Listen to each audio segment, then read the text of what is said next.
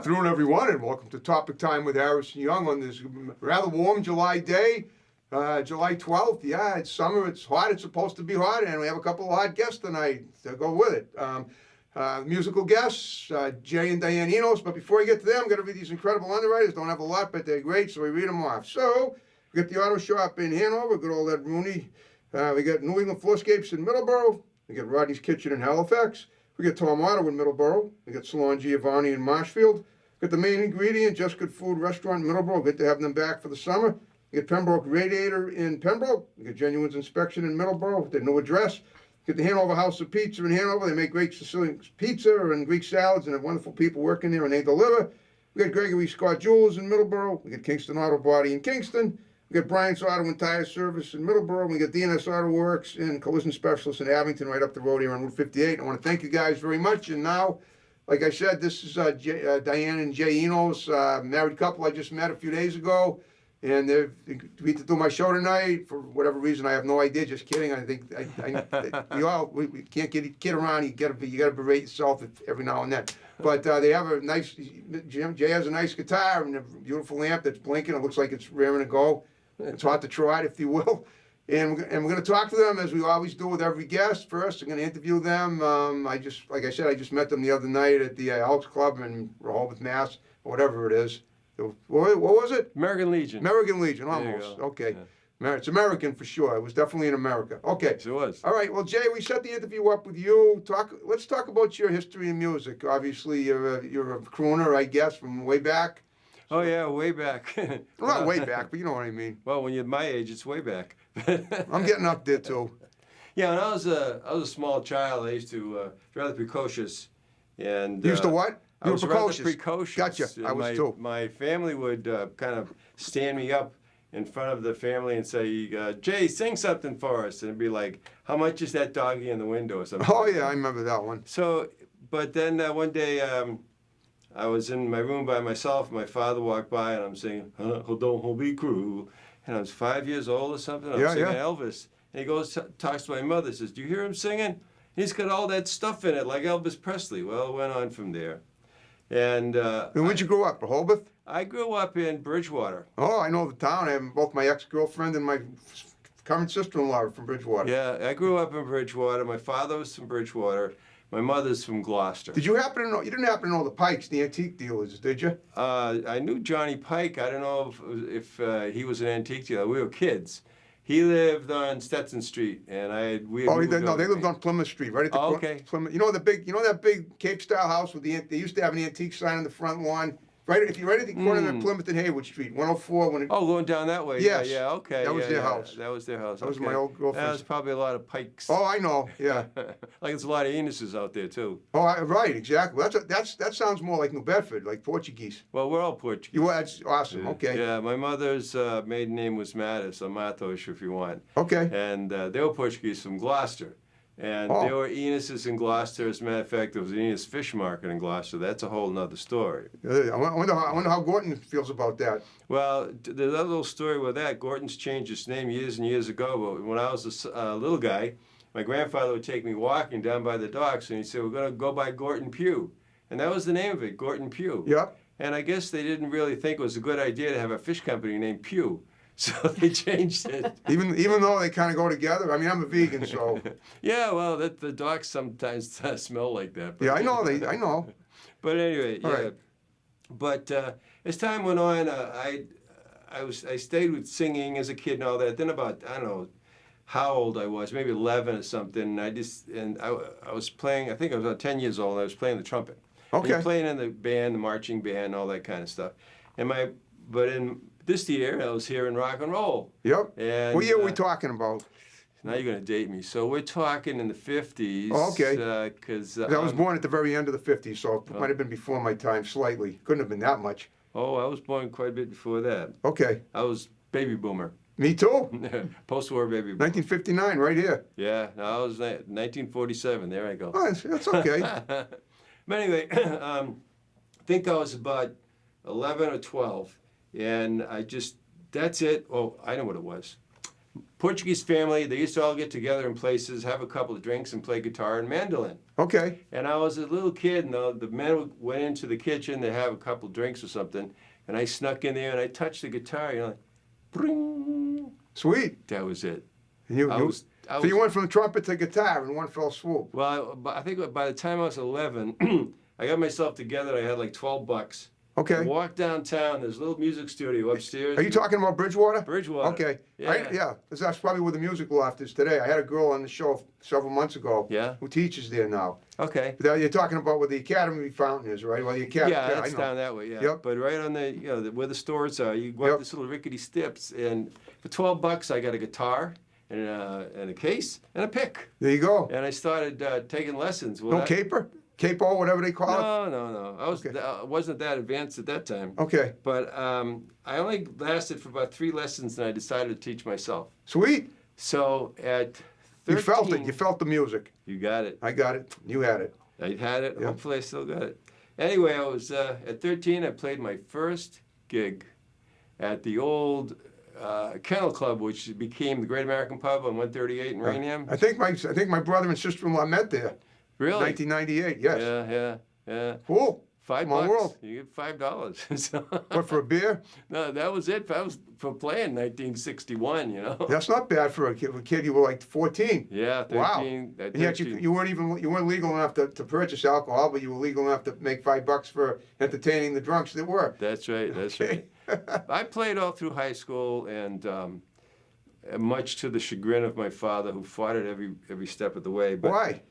he was a businessman, and he's a little bit old-fashioned Portuguese, and he wanted me to go into business, and that was it. And this is what you're going to do. Did he want you to work for his business? Oh yeah. Oh, okay. Yeah. He was in insurance, and he branched out into marine insurance. And Okay. He did pretty well, which didn't do too well for me. But anyways, it was back and forth. It was a war all through high school, and Vietnam War? no, I'm saying between he and Korea. I. Between he and I. Oh, that war. Yeah. Okay. Yeah. And so finally, after I got out of high school, I was in college for a while. Where? What college? Actually, I started out at Dean, then I went over to UMass. Okay. UMass Amherst, Party Yes, Party Amherst. Animal City? Party Animal City. Got it. Okay. And right after that, 1967, I've been writing music since I was 14. So Okay. about 67, I wrote a couple of songs, one called Things You Do, and the other was called If You Love. Okay. And we recorded with my band, we called ourselves The Morning After. Okay. Like, And and then Maureen McGovern named that song after you 6 years later for the Titanic movie. Remember the Poseidon Adventure? The Poseidon Adventure. Yeah, she sang that song the morning after. Yeah. But anyway, we recorded it, and somebody heard it, and somebody gave it to somebody else, and it ended up with the DJ. It got played around Boston a little bit, and then it got played out at CKLW in Windsor, Ontario. Okay, you told us it was on the radio. Oh yeah. Sweet. Oh yeah. So it was Detroit, and then it ended up in Southern California. Well, one day I got a call from the other guitar player. We'd kind of dissipated, and he said, "I'm down here in Jersey, in Morristown, New Jersey, and there's a guy that wants to talk to you." Okay. So I went down there, and he introduced himself. He was the biggest Fender music dealer on the East Coast. He said, Fender had just sold out to CBS. So in essence, his company was Columbia. You're not talking about Freddie Fender, are you? No, not Freddie Fender. Well, But next to you, when I hear the name Fender in music, that's what I think of. Yeah, Or who I this think is of. Leo Fender. Okay. Leo Fender was a radio guy, branched off in electric guitars, and all these things all came from Leo Fender. Oh, okay. So anyway, he said, I can't get. So I walked in the door. He says, "You're the lead singer, right?" I said, "Yeah, okay, okay." So we talked for a while, and he says, "I can't guarantee you anything, but I think that CBS would sign you." Wow. So I said, "Well, that sounds really great. Yeah." So I got to drive back to Massachusetts. I'm on my way back, saying, "This is nuts. CBS is not going to." I'm a 16-year-old, 17, 18-year-old kid, or 18, I guess, by that time.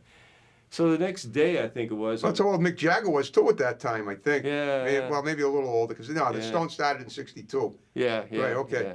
So I got back. I think it was the next day or 2 days. Second day, Yep. I got a call, and this is the contract. and I was told the terms over the telephone. Yeah. There were 7 releases the first year. The first top 40 hit, we went album, and they guaranteed us 1 major TV show. Wow. At Sullivan, in the maybe? year. Well, that was the major one at the time. Yeah, it was. I remember very well. But my father stepped in, and the Vietnam War was imposing itself. I know. And, I remember all that stuff. I was worried I'd end up getting killed in it years later too. Well, Wow. Your father wouldn't. So here's the thing. You had an opportunity to be signed by CBS, but your father wouldn't let because you were a minor. He still held the reins, and he wouldn't let you do it. He held the reins. All Wow, right. that's Yeah, unbelievable. Then that's too bad. Well, I gave in, but the story didn't end there. Okay, what happened then? Well, I just kind of arched my back and I said, okay, if I have to leave home, Yeah. dumb kid, 19 years old, I pick up a phone book. Remember we had phone books back then? Yeah, I I remember. go through the pages and I say, okay, where's Capitol Records? If I'm going to shoot for the top. So I go to Capitol Records, and I called up Capitol Records. I said, my name is Jay Enos, and I have a record. Oh, yes, Mr. Enos. I think you want to speak to Al Corey. Okay. So they put me through to Al Corey. And I go, so he said, oh, yeah, Jay, can you come in Thursday at 10 o'clock? I'm sure. So I hung up the phone and said, did I just call Capitol Records? And they said, come on in. Wow. So I went in at quarter to 10 with my Where, record. where were they located? They were located in Framingham on Speen Street. Speen Street. Is Capitol Records in Framingham? Was that the main Oh, headquarters? no, that was their East Coast. That was their promo East guy. Co- wow. Yeah. Okay. Speen Street. Yeah. So I walked in and That's Route 135, I believe. I can't remember, but I remember it was Speen Because Street. it goes through Natick too. Yeah, it's up there. And Right. so I walked in and I sat down, and the woman said, "Oh, Mr. Enos, yeah, Mr. Corey will see you right now." So I walked in. I'm hoping he's going to play the record. I said, "You want to hear my record?" "No, I heard your record. This is what we're going to do. First of all, we're going to re-record that one." He starts right in with terms. So at that time, they were going. It used to be you had a 45, A and a B. Yep. And then everything went to albums. Yep. So he wanted an album. So he said, "How many songs you got?" I said, "About 4 or 5 originals." I'm a young kid. Yep. He says, "I need 12. So when you got the rest of the songs, you come back, and this is what I said. Well, the band is dissipated. Yep. He said, "I don't care about the band." He says, "I don't care if they can play Sgt. Pepper's clean through." Okay. So then I got a little swell-headed. I think, oh boy, I'm Capitol Records. I'm going to be a singer. And I said, I'd kind of really like to sing standards. He goes, "You're not Frankie Valli. Nobody knows who you are." I went, Wow. just like that. So anyway, I went home, and Vietnam War kind of put itself on me. Well, did you go? Were you in the service? I went down to the local reserve center in Taunton, Okay. 68. I don't Yeah. remember that being in Taunton, but that was Yeah, still- Britannia Street, somewhere down there. Okay. Yeah. And I volunteered, and I was going to go in as a medic. yeah. So I went to the Navy base Yeah. to get my physical, and they found out that I had hypertension. Oh, okay. So yeah, you got then- out of that. Well, yeah, I had to go back, but in the meantime, I had an ulcer attack. Wow, that's too bad. Well, what about the music? Nothing ever happened with that, I Well, that's it. I'd walked away from CBS, and, Wow. and I had to walk away from Capitol Records. guess. Okay, well, right now we're about halfway through the show, and Jay and Diane are going to perform, and then when they're done performing, I want to talk to Diane and find out about your situation. So without further ado, I'm going to sit back and listen to them perform 3 sweet songs, and we'll talk about those, and we'll be right back. So keep watching and listening. Go ahead. I got some songs that I write that sometimes about my experiences, sometimes what I see others do, and sometimes I just put in a little fantasy to make it more interesting. This is called "Have You Found Yourself a Smile?" Well, there's something that I gotta ask you. Could you tell me, darling, is it true?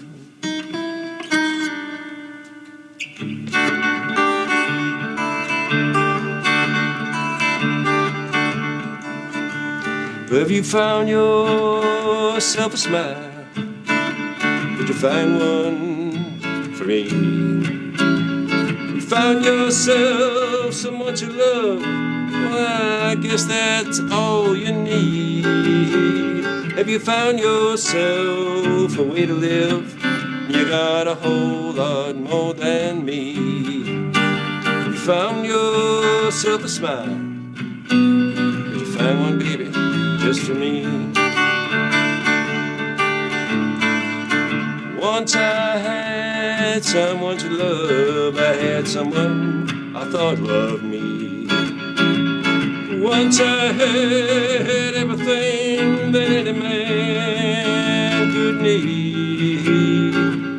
Once I had a happy home, I had a loving family.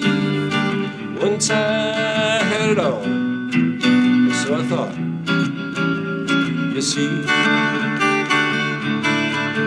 So I went out every day without a worry on my mind. I never gave a thought to the happiness of that family of mine, until one day when I went home and I opened my door to see there's no one there at home. There's nothing left for me. So you better watch out, boy, if you think you've got your life under control. You better look out, boy, 'cause you may find that you're alone when you grow old. 'Cause you just may come home one day and open your door to see that there be no one there at home. You'll be lonely just like me. And you're gonna look at your lady and you're gonna ask her, you're gonna say, darling, have you found yourself a smile? Did you find one for me? Have you found yourself someone to love? I guess that's all you're gonna need. Have you found yourself a way to live? You got a whole lot more than me. Have you found yourself a smile? Have you found yourself a smile? Have you found yourself a smile? Could you find one? Could you find one for me?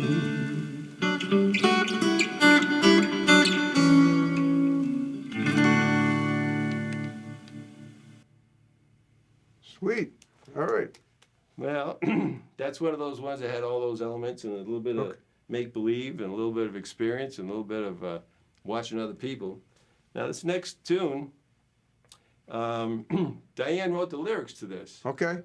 Now, we were living out in Medway, and I think we were together for a year or two before she knew I was a musician. Okay. Diane, where you from originally? I'm from New Jersey. I'm a Jersey girl. Jersey girl. I've been Yeah. there. I've worked there before. Yep. Yeah. Okay. Yeah. And we'll find out. We'll talk about how you guys met Okay. too. I'm kind of interested. Very interested. Clifton, New Jersey. Well, the thing is that I had a wholesale seafood business at the time. We had a few trucks, Okay. and I was out on the road, and life was tough, and we were living over in Medway, and Nothing wrong with Medway. It's a Yeah. great town. We were trying to make ends meet at that time, and things were a little bit rough. The economy wasn't doing very good at that time, but we were hanging in there. So one day I just out of the blue wrote these lyrics. Okay. And he came home and I said, Jay, you're a musician. Can you put this to music? And he said, sure, let's give it a shot. So he did, and it's been around for many years. Okay. Well, let's hear it. Let's name the title and then play on. The title is Broke. What's it called? Broke. Broke. Got it.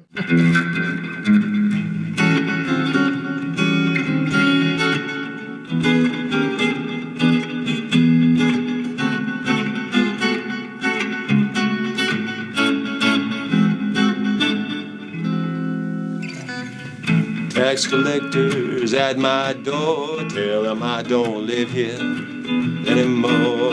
The people are looking to me for money, but I'm so broke that it ain't funny. I work all day and it don't get better. Well, I just got a foreclosure letter. The bank just called me yesterday, and now they're towing my car away. Well, I've never been poor, I've only been broke. In this day and age, darling, that's no joke. Well, I'm not poor, this is my explanation. Being broke is only a temporary situation. Someday I'll get on my feet again. I tell you right now, I don't know when. It's tough living in this economy, but I'll stick it out. If you stick with me, we'll buy our yacht, a new house and a car. Someday take a nice vacation, but for now we'll stay the way we are. Being broke is only a temporary situation.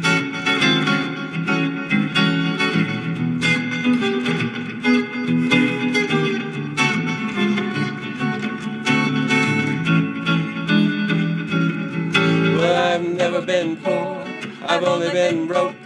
In this day and age, darling, that's no joke. Well, I'm not poor, this is my explanation. Being broke is only a temporary situation. Someday I'll get on my feet again. I tell you right now, I don't know when. It's tough living in this economy, but I'll stick it out. If you stick with me, we'll buy our yacht, a new house and a car. And someday take a nice vacation, but for now we'll stay the way we are. Being broke is only a temporary situation. Yeah, we're broke. No money, honey. Food stamps once a month. We're broke. That's that. Pass the hat. Wow. Boy, Nelson, there's nothing on you guys. No, that's wow. Okay. We were playing that in a club in Bellingham one night, and there was a DJ in there doing live broadcasts of a radio show out of Rhode Island Yes. called The Little Old Opry was the name of the show. I forgot the station. But anyway, he heard the song. He said, asked if we had recorded it. And I said, yeah. And I played it for him again. He said, can I take that? I said, sure. Take that. Didn't pay for it. He took it. Next thing I know, we're driving down the highway. On the highway in Listen to our ourselves pickup on the truck. radio. Is it an AM And station? we could There's hear an AM it. Station, yeah. Sounds like a song you'd hear on the Solid Gold station from the old, you know. Yeah, yeah. Okay. Well, you know who bought out the station was BET in Brockton. They Okay. bought the station. I know. out. I got my start at WATD. That the owner that bought that station out, Ed Perry. Yeah, yeah. You know, the funny part about it is, years later, maybe 2016, I don't know, when 12, 16, maybe 2006, I don't know, time goes, you know. I know. We're singing in Jubilate Chorale, which is all classical. Okay. And she's talking to this woman, Joanne McLaughlin. And Joanne says, my husband's a disc jockey, and but he doesn't do it anymore. He did it for a long time for the station down in Rhode Island. And Diane looked, he was with, you know, do you remember a song called Broke?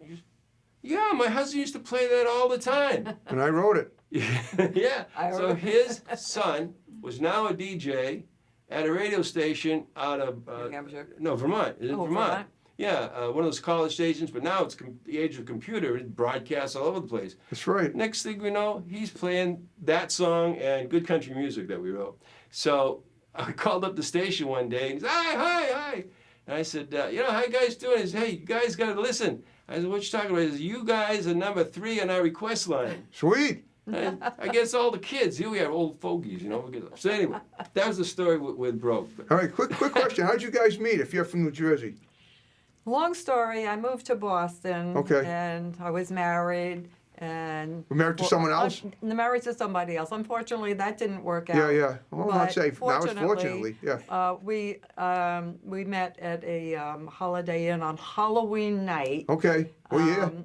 And it was in 1988. Falmouth 87. in '87. Okay. That was a Saturday. I and remember. I was wearing my daughter's sweatshirt that said Dean Junior College. Okay. And he comes up to me and says, "Did you go to Dean?"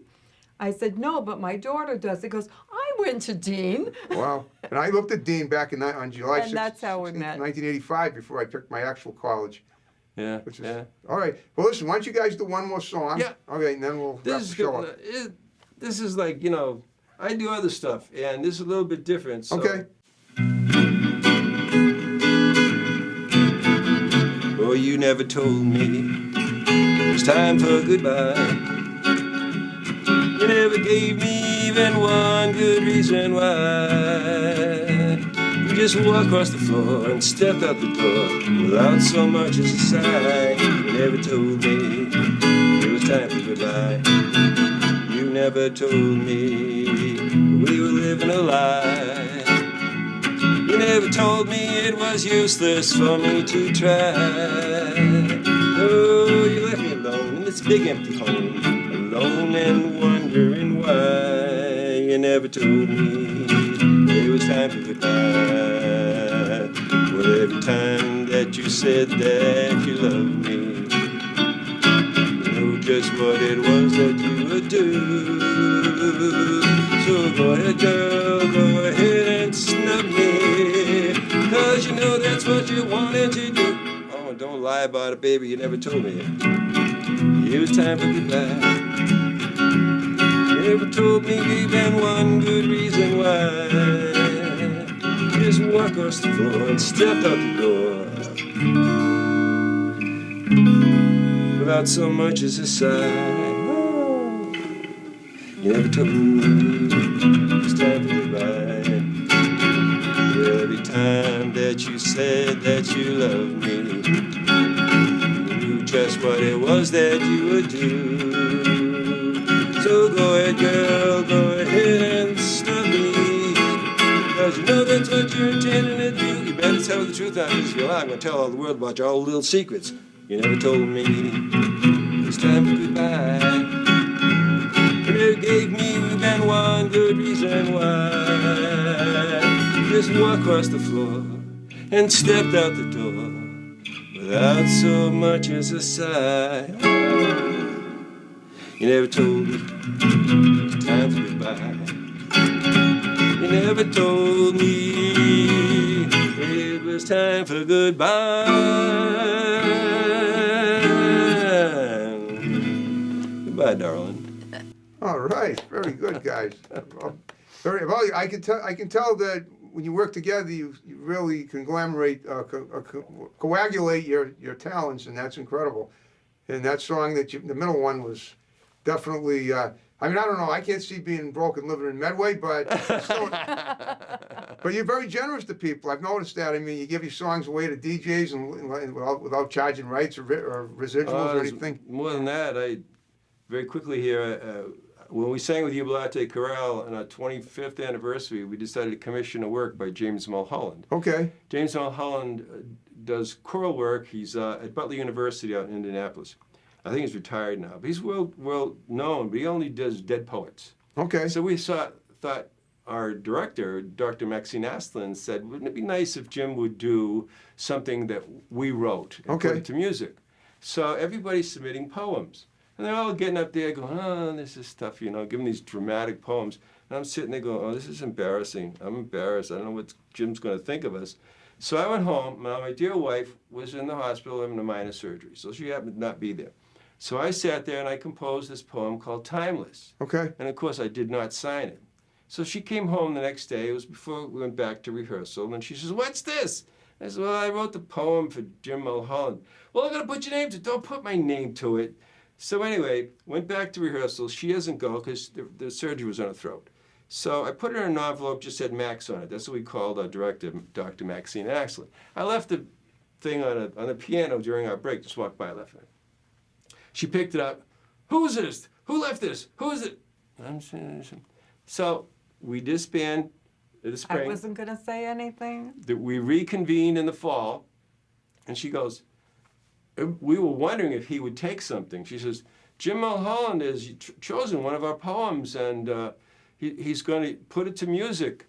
The problem is that it's anonymous. Nobody signed it. And I'm going, she's, so this went on for like 2 months. I wouldn't say anything. Finally, I couldn't take it anymore. And I went to Maxine and said, Maxine? Who's Maxine? This Dr. is our Maxine choir Aslan. director, Okay. Maxine Aslan. I said, Maxine, it's Jay. She goes, Jay what? I said, Jay wrote the poem. Okay. Oh. So now she knows. Well, fast forward. I mean, he wrote it. It's beautiful. He came for the first showing, the first expose of the poem and the music called Timeless. 10 years later, he's chasing me, trying to find me. So he wants to So write. the song was published. So Yeah. he has Great. the song Oh, yeah, published. yeah. I mean, you can go on the Cola Voce is the Yeah. publishing company. You can find it all there. And so he finally chases me down because we had moved and changed our email addresses. And he says, I want to use another one of your poems. Oh, okay, Jim. So now we'll get. You're not talking about Jim, Katrina's Jim. No, Jim Mulholland. Oh, Jim Mulholland. Okay. Jim Mulholland, yeah.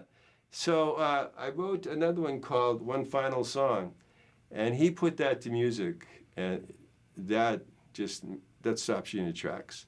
Now, tell me, we're under 5 minutes now. You guys did a great job. Tell me a little about your band, and then we're going to wrap the show up. How many people in the band do you have? Well, we got 7 people. Wow, okay. Our keyboard player, who is right now out in Tanglewood performing with the Tanglewood Festival Chorus. That's He sings sweet. with Tanglewood and the Boston Symphony. My parents will be out there in August. They usually go every Yeah, summer. I think he's doing Carmina Burana. I don't know if it's now or in August they're doing Carmina Burana. We've done that with you, Belati. And the drummer is Ron. He's a drummer. And Okay. we have another keyboard player, Jimmy Dolan, and he was Steve's primary student. Steve's? Yeah, Steve is the keyboard player that's Oh, okay. out with Tanglewood. Yep. So we got those 2 guys, and we got Ron Alato, who's a heck of a drummer. He's got a monstrous set, and a bass player, Ed Buckland. And right now we got Ben Benbenek on guitar, myself on guitar, and Diane does all the cowbell, woodblock, and Guiro, Okay. and all that stuff. So, and she sings with us. So And there's she 7 sings- of us. That's perfect. Okay. Yeah. Well, you guys did a great job. I hope you had fun. Oh, we did. We did. It was great. We did. Okay. Thank you for having us. Thank you. And if you know any people, we'll get your band on. We might get them on. If you want to if the whole band wants to come, we can get them on here. We can get them on. We get this room here. I mean, if you guys are closer, I always talk about the platform in Easton, but that doesn't matter. I mean, you can still, there's plenty of room here. They just have to haul the equipment into the back door. Yeah. Probably. I assume yeah. that if there's 7 people, there's got to be a lot of equipment. Yeah, Lot there's of equipment. Yeah, we gotta okay, lug a but lot of we'll stuff around. worry about that. We'll talk about that another time. But if you know anybody else that that'd be interesting for my show, regardless of whether in the music or whether they paint stained glass windows, or whatever, anything, just have them. You got my digits. Have them contact me. Diane's done stained Will glass. do. Okay, but you've already done the show. Okay, but we'll work that in somehow. We'll spread the word around. We'll spread the word. Okay. Yeah. All right. So you guys ready to wrap the show up the way we began with my? You got it. And Here we you did a go. great job snapping at the beginning, and I think you will again. All right, folks. See you next time with another great Top Time episode. Signing it off. Over and out.